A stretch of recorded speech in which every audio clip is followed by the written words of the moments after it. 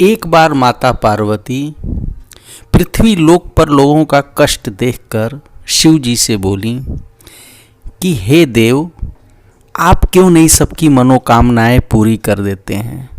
आप देते भी हैं तो एक या दो आशीर्वाद देते हैं, क्यों नहीं किसी की पूरी मनोकामनाएं पूरी करते हैं।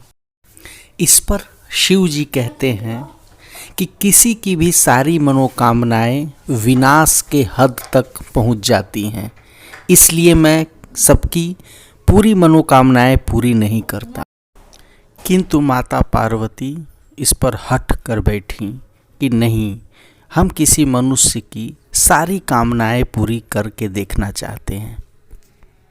माता पार्वती की हट देखकर शिव जी एक बहुत ही गरीब ब्राह्मण के सामने प्रकट हुए और उससे कहा कि तुम कोई भी वरदान मांगो और उसके पूर्ण होने के बाद भी जब चाहो तुम मुझे बुलाकर वरदान मांग सकते हो।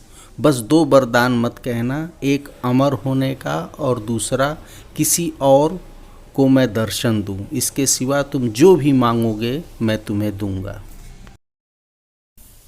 ब्राह्मण अत्यंत प्रसन्न होकर बोला कि मुझे तो खाने भर का अन्न नहीं होता, कृपया हम पति पत्नी को भर पेट भोजन रोज मिल जाया करे बस।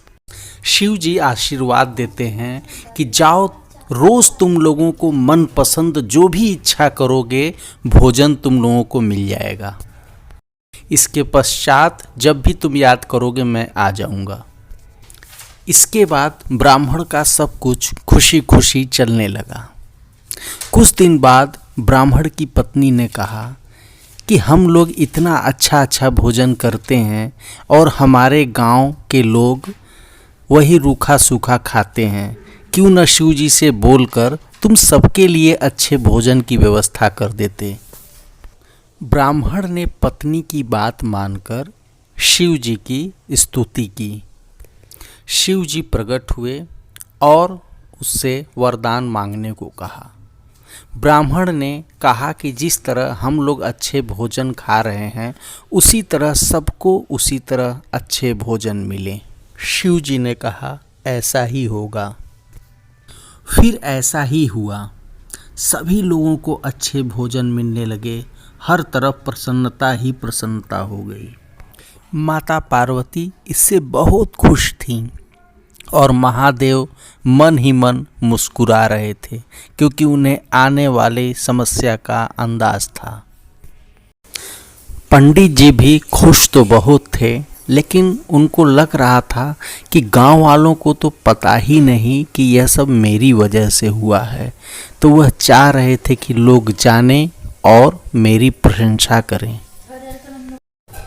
गांव में जब पंडित जी ने यह बातें बताई तो लोग उनका मजाक लगे उड़ाने कि बड़े आए हैं शिव जी के दर्शन पाने वाले।